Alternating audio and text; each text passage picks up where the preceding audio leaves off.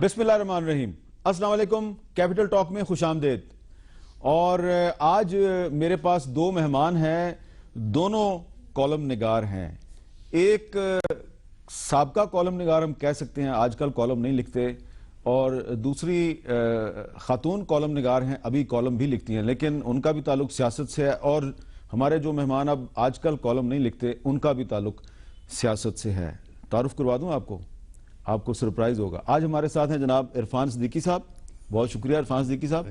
اور آپ کو لوگ بڑا اپریشیٹ کرتے ہیں کہ جب سے آپ پرائم منسٹر کے معاون خصوصی بنے ہیں آپ نے کالم لکھنا بند کر دیا ہے. اس پہ خوش ہیں لوگ خوش ہیں کہ آپ اپنے عہدے کا جو تقاضا ہے اس کو سامنے رکھتے ہوئے نبھا رہے ہیں.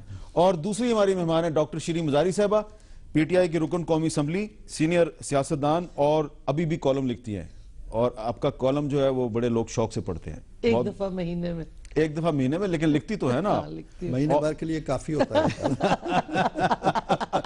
ایک مہینے کے لیے کالم ان کا کافی ہوتا ہے. اور ہمارے ساتھ کراچی میں موجود ہیں شازیہ مری صاحبہ, جو کہ پاکستان پیپلز پارٹی کی رکن قومی اسمبلی ہیں.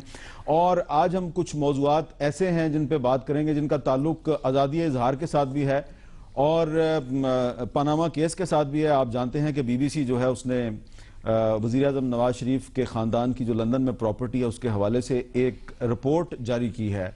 تو یہ جو رپورٹ ہے, کیا اس رپورٹ کو بطور ایویڈنس, بطور ایک ثبوت کے عدالت میں پیش کیا جا سکتا ہے؟ اس پہ مختلف آراء آ رہی ہیں. کچھ لوگ کہہ رہے ہیں کہ جی پیش کیا جا سکتا ہے, کچھ کہتے ہیں کہ پیش نہیں کیا جا سکتا. اور کیا اس رپورٹ کے بعد جو وزیر اعظم کا خاندان ہے وہ بی بی سی کے خلاف حد کے عزت کا دعویٰ کرے گا؟ اس پہ بھی بات کریں گے. اور آج جو پاناما کیس میں آرگومنٹس دیے گئے وزیر اعظم کے وکیل کی طرف سے, اس میں انہوں نے ایک طرف تو یہ کہا کہ وزیر اعظم نے جو قومی اسمبلی میں تقریر کی تھی اس میں انہوں نے کوئی غلط بیانی نہیں کی, ساتھ ہی ساتھ انہوں نے استثناء بھی مانگا ہے. تو استثناء انہوں نے کیوں مانگا ہے؟ اور ایک اور بہت اہم معاملہ ہے, اس کا تعلق ہے الیکٹورل ریفارمز کمیٹی, یعنی کہ قومی اسمبلی کی اور جو سینٹ کی جو ایک مشترکہ ایک انتخابی اصلاحات کمیٹی ہے, اس کی کچھ سفارشات ہیں. اور ان سفارشات کے حوالے سے جو صحافتی حلقے ہیں ان کا ایک خیال ہے کہ یہ سفارشات جو ہیں یہ آزادی صحافت پر براہ راست حملہ ہے. اس پہ ہم بعد میں بات کریں گے. لیکن پہلے عرفان صدیقی صاحب, ہم نے آج کچھ پارلیمنٹیرینز کے ساتھ اور کچھ ماہرین قانون کے ساتھ بات کی اور ان سے پوچھا کہ کیا جو بی بی سی کی ایک حالیہ رپورٹ ہے اس کو عدالت میں بطور ثبوت پیش کیا جا سکتا ہے. تو انہوں نے کیا جواب دیا, ذرا سنیں. بالکل پیش کیا جا سکتا ہے, اس لیے کہ اس کے ساتھ ڈاکومنٹس بھی ہے, صرف ایک خبر نہیں ہے. اور لندن میں جو پلیٹس ہیں نواز شریف صاحب کی فیملی کا, تو ان کے حوالے سے انہوں نے نئے حقائق کا انکشافات کیے ہیں. اس لیے ہم نے ان کو اپنے پٹیشن کا حصہ بنایا ہے اور اس پر ہم سپریم کورٹ میں بات کریں گے. رپورٹ ایک آدمی ایک کاغذ پینسل پکڑتا ہے اور اس پہ لکھنا شروع ہو جاتا ہے, وہ رپورٹ ہوتی ہے, وہ کوئی سرٹیفائیڈ نہیں ہوتی. اور اس موقع پہ رپورٹ وہاں پہ مینیج بھی کر سکتے ہیں. عمران خان کا تو سالہ یہودی جو ہے وہاں پہ بیٹھا ہوا ہے, وہ یہ کام بڑے آسانی سے کر سکتا ہے. لیکن عدالتیں جو ہے نا اس طرح کی رپورٹوں کی بنیاد پہ فیصلے نہیں کرتی, ایویڈنس کی بنیاد پہ فیصلے کرتی ہیں. کیوں نہیں پیش کیا جا سکتا ہے؟ بی بی سی کے حوالے سے جو بھی چیزیں سوالیہ نشان آئے ہیں نواز شریف صاحب اور ان کی فیملی کے حوالے سے, ان کا جواب دینا چاہیے. ابھی پیپر پہ اور ان سنی سنائی باتوں پہ میرے خیال میں کوئی عملی کام نہیں ہوتا. وہ ٹیسٹڈ رپورٹ جو کسی ادارے سے عدالت میں آ جاتی ہے اسی پہ فیصلے ہوتے ہیں. رپورٹ جو ہے وہ پلیس کی جا سکتی ہے آن دی ریکارڈ, لیکن اس کی جو ایویڈینشری ویلیو ہے قانون شہادت کی نگاہ میں, وہ جب ہوگی کہ جب وہ اس رپورٹ کا جو آتھر ہے جس نے یہ انویسٹیگیٹنگ جرنلزم کی بنیاد پر رپورٹ کو کمپائل کیا, وہ اگر آ کر کورٹ میں جو ہے اف ریکوائرڈ اگر آ کے وہ بیان دینے کو تیار ہے تو اس بالکل it will be readable in the eye of law. I don't think کہ اس طرح کی رپورٹ کو قطعی طور پر کسی مقدمے میں پیش کیا جا سکے. میڈیا کی رپورٹس جو ہوتی ہیں اس میں یہ کہ اگر اس کی کنٹرڈکشن آ جائے تو اس وقت تو یہ ایڈمیزیبل نہیں رہتی ہے. اگر اس کو کوئی کنٹرڈکٹ نہیں کرتا پھر ایڈمیزیبل ہو جاتی ہے. تو جو سینیٹر مشاہد اللہ صاحب ہیں انہوں نے کہا کہ بی بی سی کی اس رپورٹ کو عمران خان صاحب مینج بھی کر سکتے ہیں. تو عرفان صدیقی صاحب، آپ مشاہد اللہ صاحب سے اتفاق کرتے ہیں کہ بی بی سی کی رپورٹ مینج بھی کر سکتے ہیں عمران خان؟ دیکھیے، میں مشاہد اللہ صاحب سے ایگزیکٹلی کروں یا نہ کروں، لیکن یہ تو حقیقت ہے کہ بہت سی چیزیں مینیج کی بھی جاتی ہیں. انہوں نے ایگزیکٹلی جو ورڈز کہے، ضروری نہیں کہ میں ان کی تائید کروں، لیکن یہ حقیقت ہے کہ بہت سی چیزیں آج کل کی دنیا میں اس طرح مینیج کی جاتی ہیں، اختراع کی جاتی ہیں، تراشی جاتی ہیں اور ان کو ایویڈنس بھی بنایا جاتا ہے. اگر آپ اجازت دیں تو میں تھوڑی سی آپ کی جو تمہید تھی اس کے بارے میں عرض کروں. جی. آپ نے یہ کہا کہ آج استثناء مانگا گیا، یہ انکریکٹ سٹیٹمنٹ ہے. استثناء کی بات کی گئی ہے. یس، استثناء کی بات کی گئی. استثناء مانگا نہیں گیا. استثناء مانگا اس لیے نہیں گیا کہ استثناء آئین نے انہیں دے رکھا ہے آلریڈی. انہیں بھی دے رکھا ہے، ان کو بھی دے رکھا ہے، عمران خان کو بھی دے رکھا ہے. میرا خیال ہے کہ 1200 کے قریب جو ہمارے ایم پی ایز ہیں. یہ سوال عرفان صاحب اس لیے لوگ اٹھا رہے ہیں کہ یہی استثناء جو ہے اسی آئین کے تحت ذوالفقار علی بھٹو کو بھی حاصل تھا. یہی استثناء یوسف رضا گیلانی کو بھی حاصل تھا، ان کو تو نہیں ملا. نہیں، دیکھیے، استثناء کا مطلب یہ نہیں. گیلانی صاحب پہ جو لاگو ہوا وہ یہ نہیں ہوا تھا کہ انہوں نے پارلیمنٹ کے اندر کوئی ایسی بات کہی ہے اور اس کی بنیاد پہ انہیں سزا ملی ہے. وہ تو کیس ہی الگ تھا نا. وہ پارلیمنٹ کی پروسیجر یا کاروائی یا سپیچ کی بنیاد پہ نائل نہیں ہوئے تھے. وہ تو انٹائرلی الگ. 248 کے تحت تو ان کو استثناء حاصل تھا. نہیں، یہ ہم تو 66 کی بات کر رہے ہیں. 248 کے تحت بھی استثناء حاصل ہے. دیکھیں، آج جو بات ہوئی ہے اگر ہم اس کا ذکر کر رہے ہیں تو وہ 66 کی بات، 248 کی یا کسی اور کی نہیں تھی. اور یہ استثناء کسی طور مانگا نہیں ہے. انہوں نے بتایا ہے کہ جناب عالی، یہ اگر ایک شخص یہ استثناء اٹھائیں گے تو یہ ہزاروں سے اٹھانا پڑے گا. پھر ہزاروں جواب دہ ہوں گے. اور یہ آپ سوچ لیں کہ یہ قانون کا کدھر جا کے دیکھیں نا. زرداری صاحب کے بھی استثناء کا ایشو اٹھا تھا، لیکن زرداری صاحب کا استثناء ایک شخص کا استثناء تھا، صدر مملکت کا استثناء تھا. یہ وزیر اعظم کا استثناء نہیں ہے، یہ رکن اسمبلی کا استثناء ہے اور ہزاروں سینکڑوں جو دوسرے ارکان ہیں صوبائی اسمبلیوں کے، سب پہ لاگو ہوتا ہے. ٹھیک ہے. سو مانگا نہیں گیا، یاد دلایا گیا ہے، اس کے کانسیکوینسز یاد دلائے گئے ہیں. ٹھیک ہے جی. ڈاکٹر شیریں مزاری صاحبہ، آپ اس پہ کیا کہیں؟ ہاں حامد، 2-3 پوائنٹس ہیں کیونکہ میرا اپنا کیس بھی آپ کو پتہ ہے خواجہ آصف کے خلاف چل رہا ہے اور وہی آرگیومنٹ خواجہ آصف نے بھی کہا ہے کہ جی آرٹیکل 66 جو ہے تو فلور پہ آپ جو مرضی کہہ دیں وہ اس کو آپ چیلنج نہیں کر سکتے. پریولیج ہے، it's not immunity, it's privilege. ایک آپ کا پریولیج ہے اور وہ آپ پریولیج بریچ نہیں کر سکتے.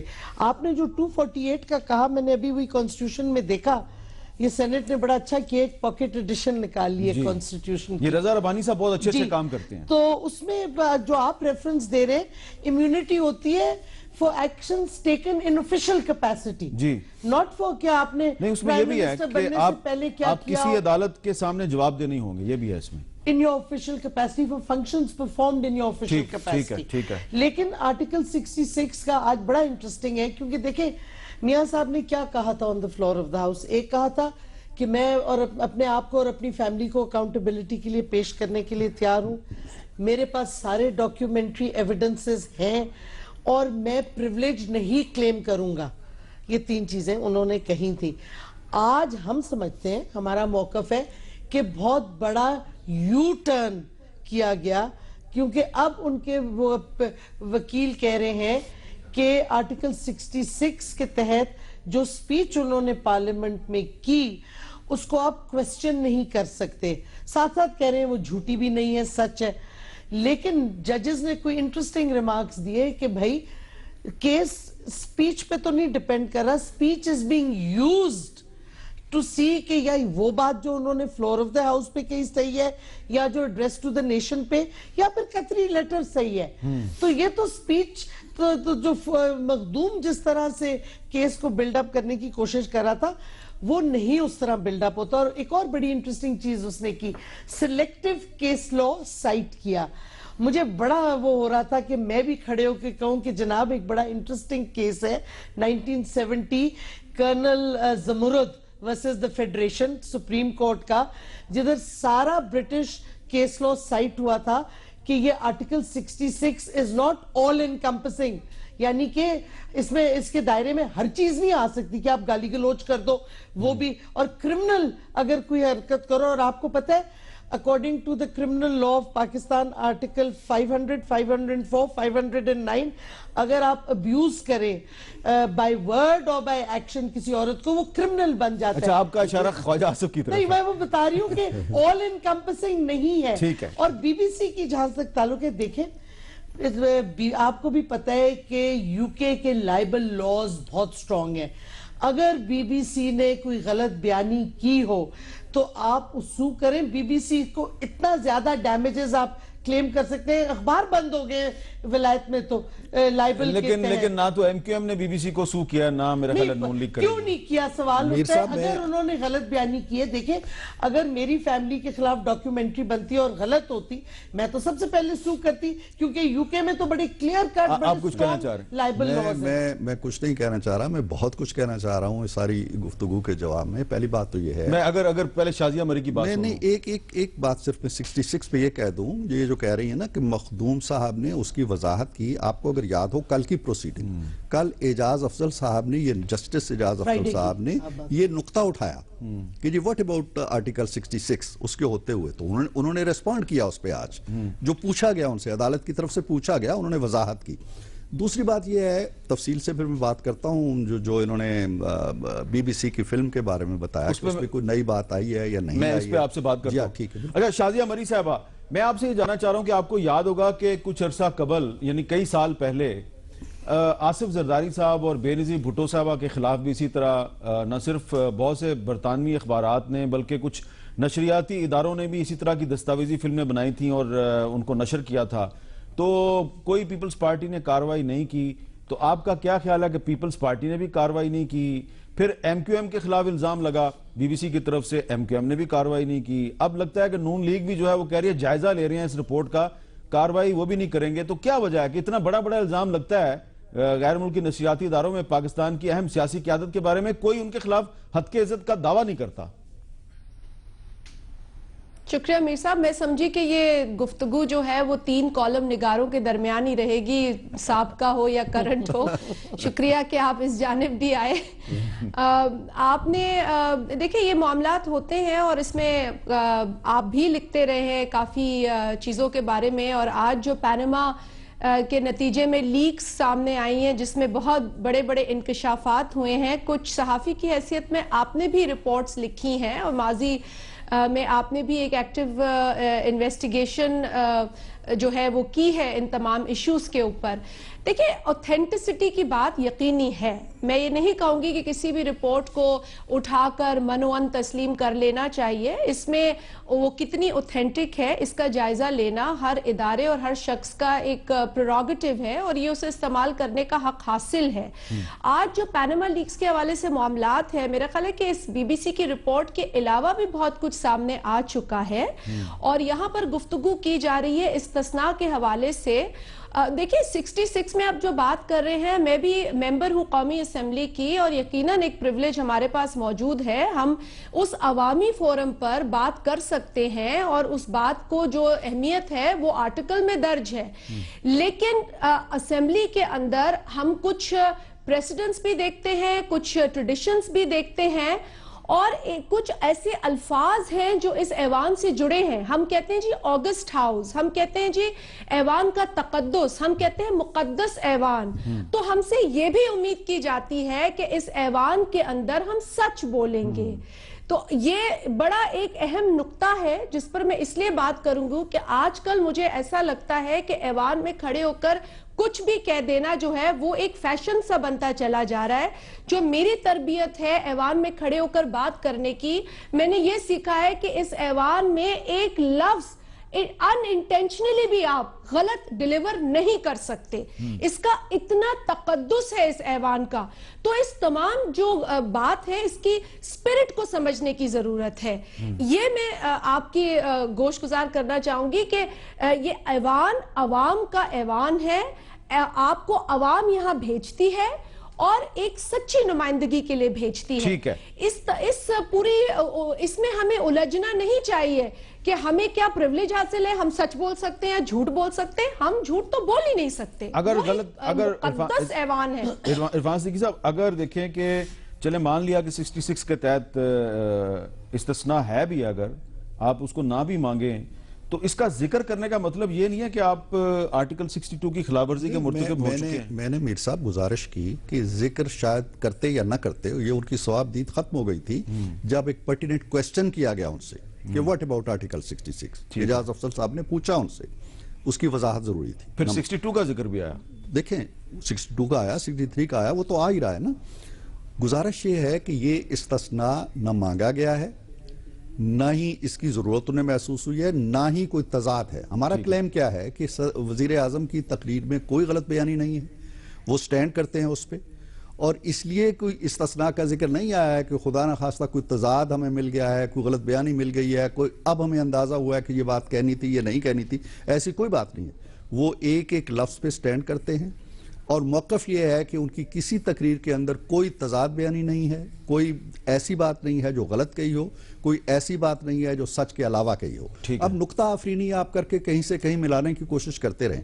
لہٰذا جب وہ اس بات پہ قائم ہیں کہ میں نے جو کہا درست کہا, جو کہا ٹھیک, ان کا وکیل بھی یہی کہہ رہا ہے, لیکن 66 جو ہے اس کا ذکر اس حوالے سے بھی آیا کہ ان سے پوچھا گیا, اور اس حوالے سے بھی آیا کہ یہ استثناء صرف نواز شریف کا نہیں ہے, یہ استثناء ہے پارلیمنٹیرینز کا. تو معزز جج صاحبان کو بتایا گیا کہ اگر ایک شخص کے سر سے یہ چھتری اتاریں گے تو وہ ایک شخص کے سر سے نہیں اترے گی, وہ پوری پارلیمنٹ کے سر سے اترے گی. اچھا آپ بتائیں نا کہ کیا بی بی سی کی رپورٹ جو ہے اس نے وزیر اعظم کی اخلاقی پوزیشن میں کوئی ڈنٹ ڈالا ہے؟ کوئی اخلاقی پوزیشن میں ڈنٹ نہیں ڈالا. پہلی بات تو یہ ہے کہ اس میں کوئی نئی چیز نہیں ہے. اگر غور سے اس میں پڑھیں, اس میں یہ کہا گیا کہ نیلسن اور دوسری جو کمپنی نیسکول, یہ کمپنی نیسکام, یہ بنی ہوئی تھی 90s کی. اوکے, یہی کلیم ہے حکومت کا بھی, یہی کلیم ہے میاں صاحب کا بھی, یہی کلیم ہے حسین کا بھی.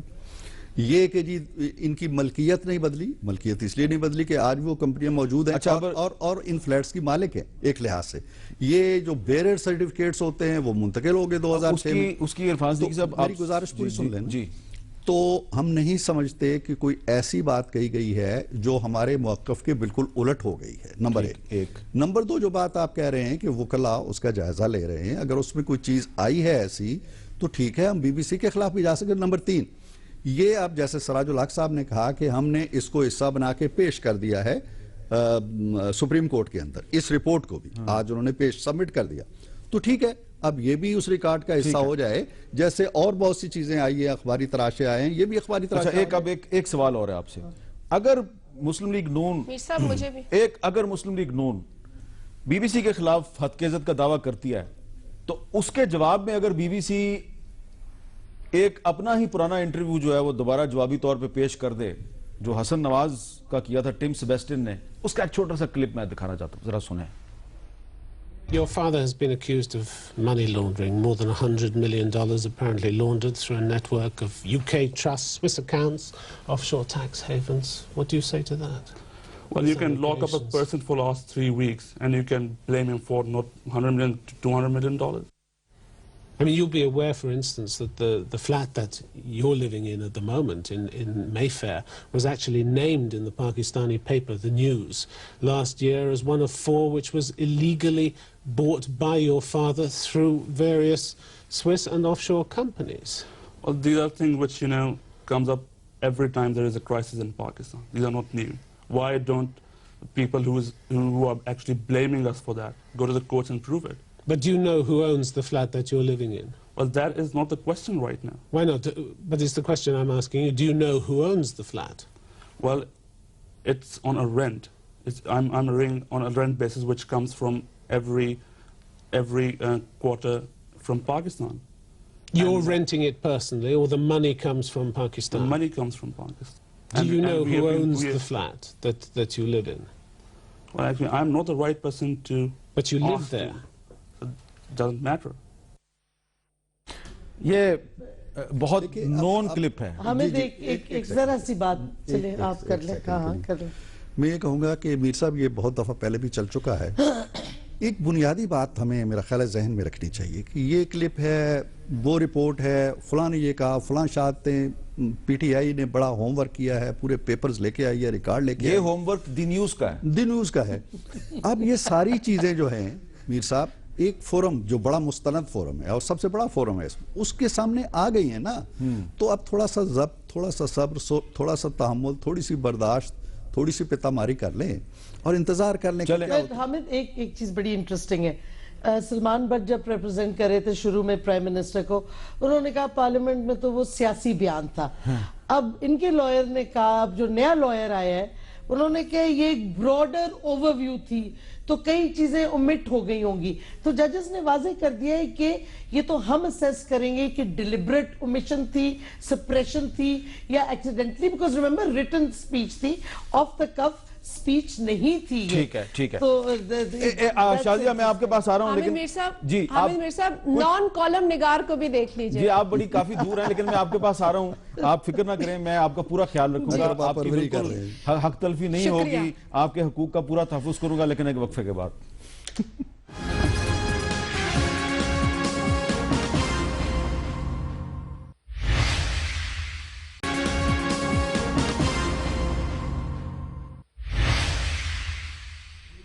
वक्फे के बाद कैपिटल टॉक में दोबारा खुशामदीद। वक्फे से पहले शाजिया मरी साहबा के पास मैं जाने वाला था, और शाजिया मरी साहबा आप कुछ कहना चाह रही थी, प्लीज आप कहें जो कहना चाह रही थी आप। बहुत शुक्रिया जी, क्योंकि मैं वहाँ मौजूद नहीं हूँ और आपके स्टूडियो में यकीनन ये प्रिविलेज भी हासिल होता है कि हम अपनी बात वाज़े तौर पर और ज़्यादा टाइम आपसे मिल जाया करता है, लेकिन बड़ी मेहरबानी आपने मौका दिया। देखिए, बात यहाँ पर जिस तरह मैंने पहले कहा कि ऐवान के अंदर सच बोलना ये हम सबकी जिम्मेदारी है, लेकिन मेरा ख्याल है कि वजीर आजम साहब की तकरीर को लेकर परेशानी बहुत ज्यादा बढ़ती जा रही है। अगर उस तकरीर से परेशानी नहीं होती तो जिस तरीके से मजारी साहबा ने फरमाया कि मौक़िफ़ में तब्दीली नहीं आती इस कदर, आपने टिम सेबेस्टियन का इंटरव्यू दिखा दिया, गो के पुराना है, मैं मानती हूं जिस तरह कहा गया यहाँ, लेकिन पुरानी चीज जो है वो ऐसा तो नहीं है कि वो एक्सेप्टेबल नहीं रहती है। ये तमाम ऐसी चीजें हैं जो बीबीसी की हालिया रिपोर्ट से हटकर भी देखी जाए तो काफी हैं बहुत कुछ साबित करने के लिए। अब क्योंकि मामलात अदालत में है, हम तो यही उम्मीद रखते हैं कि इस मुल्क के अंदर कोई एक अच्छी रवायत कायम होगी जिससे कि अकाउंटेबिलिटी के प्रोसेस को तकवीयत मिलेगी। कतई नजर इसके कि किस पर ये इल्जाम लगे हैं, वो चाहे वजीर आजम साहब हैं, उनके बच्चे हैं या कोई और है, लेकिन जो अकाउंटेबिलिटी का प्रोसेस है जिस पर से एतमाद लोगों का उठता चला जा रहा है, उसमें एतमाद बहाल करना जरूरी है। ठीक है, अच्छा अब मैं कोर्ट की प्रोसीडिंग्स में मैं ज्यादा बात नहीं करूंगा। इरफान सिद्दीकी साहब, आज डॉन अखबार जो है उसका एडिटोरियल है accountability must start with PM. इसकी मैं सिर्फ एक दो लाइनें पढ़ता हूं। The prime minister and his family need to be held to exceptional standards and must voluntarily submit themselves to independent scrutiny ahead of all other accused individuals। आगे वो कह रहे हैं कि सुप्रीम कोर्ट जो है वो तो सिर्फ इसको एग्जामिन कर सकती है, लेकिन अगर आप पूरा एडिटोरियल पढ़ें तो वो भी वही कुछ कह रहे हैं जो बहुत से लोग कह रहे हैं कि जो मॉरल अथॉरिटी है प्राइम मिनिस्टर की, उसका ये तकाजा है कि जो तकरीर उन्होंने कौमी असम्बली में की थी उस तकरीर को सच साबित करने के लिए जो मजीद डॉक्यूमेंट्स हैं वो कोर्ट में पेश कर दें। देखिए मीर साहब, पहली बात जो डॉन ने लिखी वो तो हो रही है। इस वक्त अकाउंटेबिलिटी वजीर आजम की हो रही है, उनकी फैमिली की हो रही है। अगर पानामा लीक्स का ताल्लुक है जहां तक, उसमें तो 400-500 लोगों के नाम हैं और बड़े बड़े लीडरों के भी नाम हैं जो मैं नहीं लेना चाहता। तो अकाउंटेबिलिटी तो शुरू हो गई, डॉन की वो बात पूरी होगी और पूरी कौम देख रही।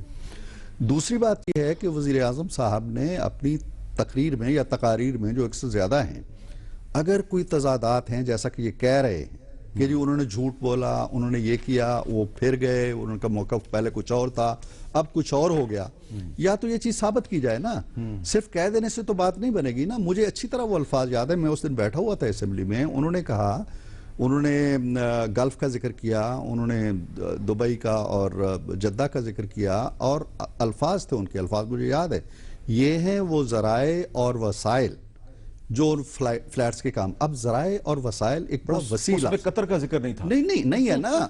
देखें, झूठ क्या होता है? झूठ ये होता है कि कहा जाए जी कि इसके अलावा मैंने कहीं से किसी से कोई मदद नहीं, या ये कि मैंने ओमान से मदद ली थी और कतर से निकल आए।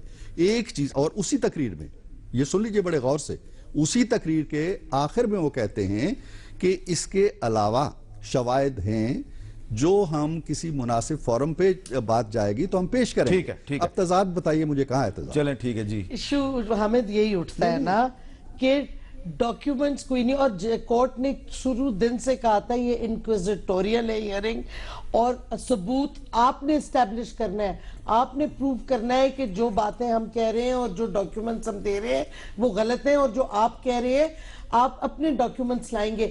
بار بار ججز یہی تو کہہ رہے ہیں کہ آپ ابھی تک ہمیں کوئی ڈاکیومنٹس نہیں دے رہے, سوائے گلف سٹیل کے ڈاکیومنٹس کے کوئی اور ڈاکیومنٹس نہیں پیش کیے گئے جو کہ کوئی منی ٹریل اسٹیبلش کرے. ایشو سارا ادھر آ کے اٹک جاتا ہے. اس میں یہ ہے جہاں منی ٹریل کی بات ہوتی ہے, وزیر اعظم کا تو نام نہ پاناما, نہ گلف, نہ دبئی, نہ فلیٹس, نہ کسی اور جگہ التوکل, اور یہ جتنے بھی ذکر ہوتے ہیں وہ نہیں ہے.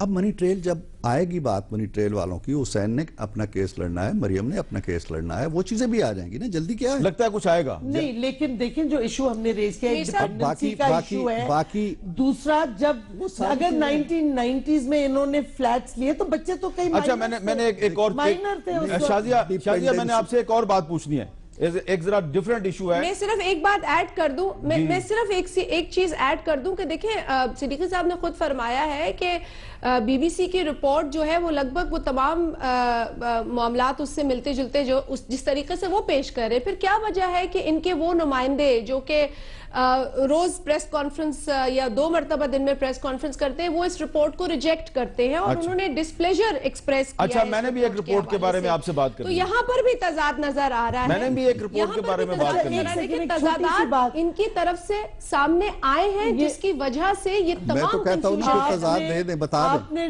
ڈان کے ایڈیٹوریل کا ریفرنس دیا کہ ایکسیپشنل سٹینڈرڈز.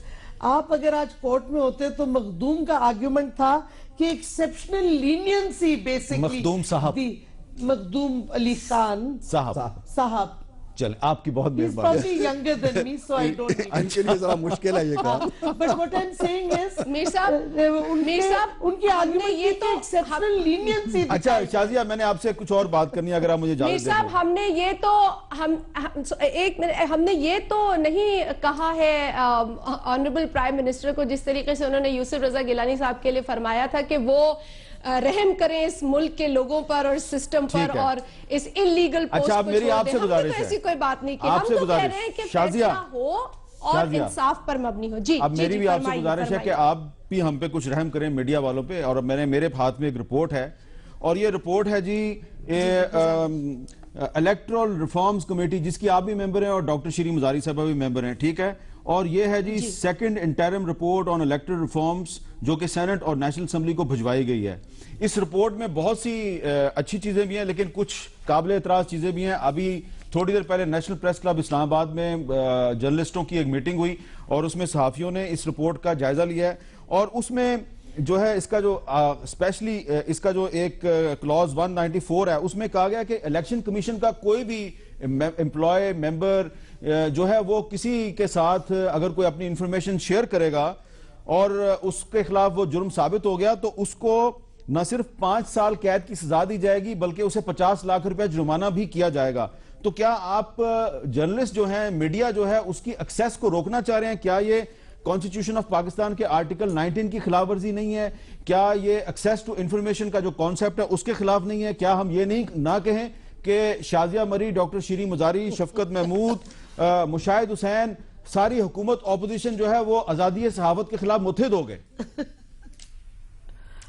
حامد میر صاحب, آپ کا بہت شکریہ. میں نے یہ شک یہاں لکھ لی ہے, وہ جو کمپائل رپورٹ ہے وہ میرے پاس ہے. میں اس کا مطالعہ ایک بار پھر کروں گی اور اس شک کو غور سے پڑھوں گی. یقیناً اگر اعتراض اٹھا ہے تو وہ قابل غور ہے. یہ کیوں چلی گئی؟ نہیں, ہم نے ان تمام چیزوں کا جائزہ لیا ہے, لیکن میں آپ کی توسط سے یہ بتا دینا چاہتی ہوں سب کو کہ اس میں پاکستان پیپلز پارٹی نے اس کی کوئی فائنل اپروول نہیں دی ہے. اس رپورٹ میں جو اہم اور موٹی باتیں تھیں اس پر تو ڈسکشن ہوا, لیکن اس کو جب کمپائل کیا گیا, جو اس میں ڈیٹیلڈ لینگویج کا استعمال کیا گیا، اسی وجہ سے ہم نے اس وقت مانگا ہے کہ ہم اس رپورٹ کو پڑھیں گے، اور ہم قطعی ایسی کسی رپورٹ کو اپروو نہیں کر سکتے جس پر کہ ہمارے بھی اعتراضات ہوں اور دیگر لوگوں کے بھی اعتراضات. ویسے آرٹیکل 19 آپ پڑھ لیں within the purview of the law, but I don't want to argue on that. یہ آرٹیکل جہاں یا میں نے کوئی ایک میٹنگ مس کی ہو، کیونکہ اگر آپ نام دیکھیں، آپ نے بہت سی میٹنگز مس کی کیونکہ آپ کا بائیکاٹ تھا. نہیں ہم میٹنگ کمیٹیز میں جا رہے تھے. اچھا ٹھیک ہے. میں صرف یہ کہہ رہی ہوں کہ کیونکہ جوائنٹ ریڈنگ نہیں ہوئی سب کمیٹی کی، اور کئی نام جو آپ لے رہے تھے وہ سب کمیٹی میں تھے نہیں. سب کمیٹی نے یونیفائیڈ لا جو بنا ہے بل جو بنا ہے، ہم نے اس کی کلوز بائی کلوز ریڈنگ کرنی تھی، وہ اب نہیں کی گئی. اچھا، آپ 2 آرٹیکل ضرور یاد رکھیں. ہم اپنی پارٹیز کو لے کے گئے، ہم نے دے دیے، ہم ان کی فیڈ بیک لیں گے.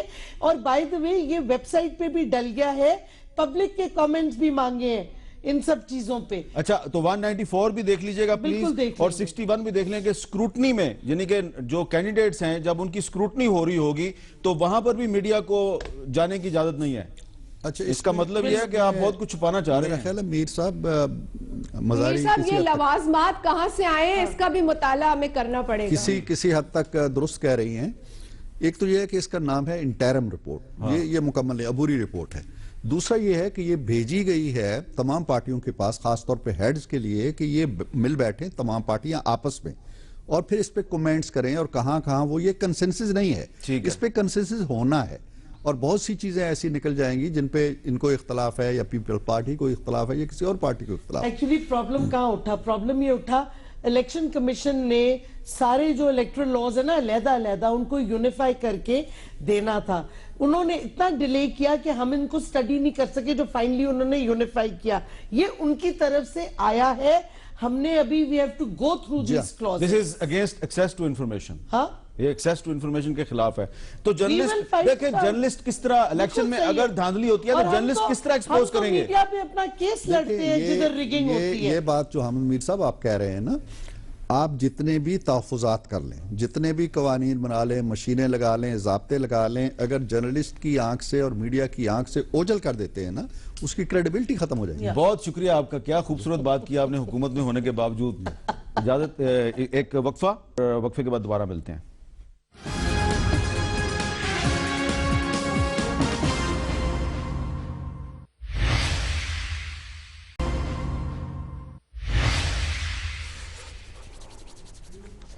وقفے کے بعد کیپٹل ٹاک میں دوبارہ خوش آمدید. شیریں مزاری صاحبہ، ایک بڑا اہم مسئلہ ہے. ایک تو آج الیکشن کمیشن میں عمران خان صاحب کے خلاف ایک درخواست عدم پیروی پہ خارج ہوگی، یہ تو اچھی خبر ہے. لیکن غیر ملکی فنڈنگ کیس میں عمران خان صاحب نے آج الیکشن کمیشن سے معافی مانگ لی. اچھا حامد، ایک تو I am not aware of that, لیکن وہ کیس غالباً وہ اکبر بابر والا ہے. اور ایشو بڑا عجیب و غریب یہ ہے کہ اسلام آباد ہائی کورٹ میں کیس ہے، اور اسلام آباد ہائی کورٹ کی ڈکری ہے کہ جب تک فیصلہ نہیں ہوتا. خان صاحب نے الیکشن کمیشن کو متعصب قرار دیا تھا. نہیں، بات سنیں نا، کیوں کیا تھا، میں آپ کو اس وقت سے بتا رہی ہوں. اسلام آباد ہائی کورٹ کی ڈیسیجن ہے کہ ڈکری تھی کہ جب تک کیس ڈیسائیڈ نہیں ہوتا الیکشن کمیشن آگے نہیں پروسیڈ کرے گا.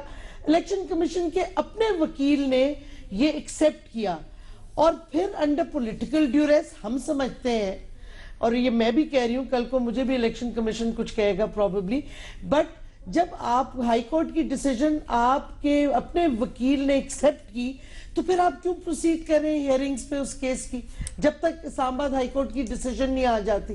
تو ظاہر ہے ہمارا ریاکشن تو یہی ہوگا کہ کیا اور وجوہات ہیں سوائے اس کے کہ کوئی پولیٹیکل پریشر آیا. اسی لیے تو پھر آپ یہ کہیں گے نا پھر وہ معافی خان بن گئے ہیں. I don't think so. I don't know یہ کدھر سے آئے، میری نظر میں یہ خبر نہیں ہے. جی اس میں میر صاحب جو انہوں نے، میں تھوڑا سا بڑے پولائٹ الفاظ میں کوشش کروں گا اس کو ایکسپلین کروں. پہلی بات تو یہ ہے کہ یہ اکتوبر 2015 کا کیس ہے.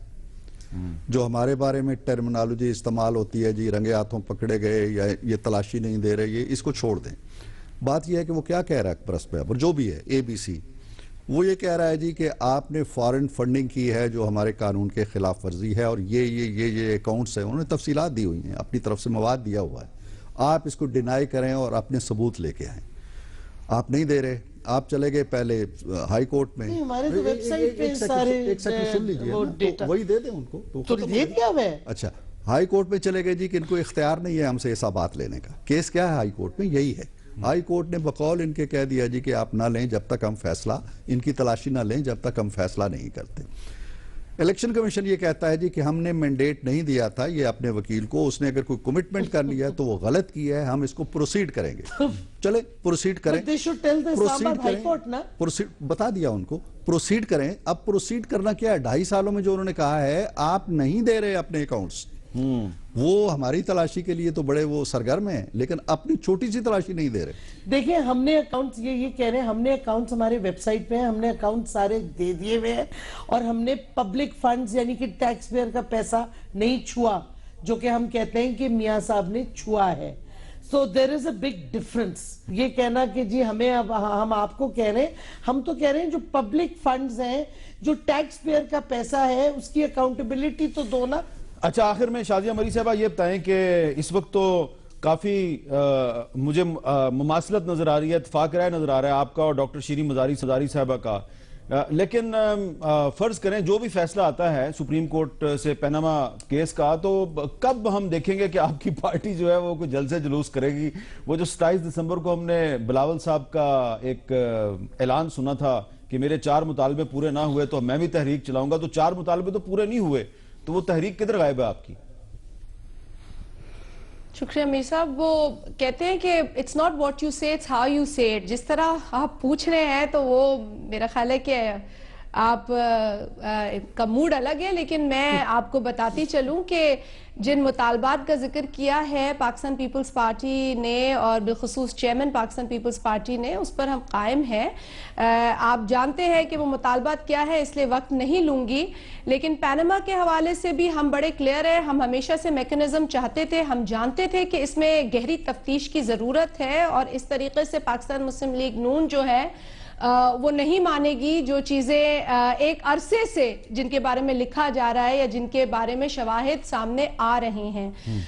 कतई नज़र इस तमाम बहस के जो आपने पूछा है कि अवामी मुहिम के हवाले से जो चेयरमैन साहब ने फरमाया है, 19 तारीख को फैसलाबाद में एक इवेंट है, उसके बाद पंजाब के दीगर इलाकों में इवेंट्स होंगे। इस तरीके से बतदरीज दीगर पाकिस्तान के इलाकों में अवामी मुहिम सामने आएगी। देखिए बात ज़रूरी ये है कि अवाम जो इस वक्त मुश्किलात का सामना कर रही है और हुक्मरान जो कानून है इस सरजमीन पर उसको रिस्पेक्ट नहीं कर रहे, अवाम से उम्मीद रखते हैं कि आप तमाम कवानीन को फॉलो करें और उन पर कोई कानून लागू नहीं हो सकता। तो इस तफरीक को जो है वो मेरा वक्त खत्म हो गया, पड़ेगा लोगों वक्त खत्म हो गया। इरफान सिद्दीकी साहब, हाँ या नहीं में जवाब दे दें। आपको पीपल्स पार्टी की तहरीक से ज्यादा खतरा नजर आता है या पीटीआई वालों से ज्यादा खतरा नजर? हमें किसी की तहरीक से कोई खतरा नहीं। चले, बहुत बहुत शुक्रिया। इनको तो किसी से कोई खतरा नहीं, आपका आवाम से भी खतरा नजर नहीं आता। सबसे ज्यादा खतरा अपनी लीडरशिप से होना चाहिए। बहुत बहुत शुक्रिया आप दोनों का, और शाजिया आपका भी बहुत बहुत शुक्रिया। और मेरा वक्त खत्म हो रहा है, अल्लाह हाफिज।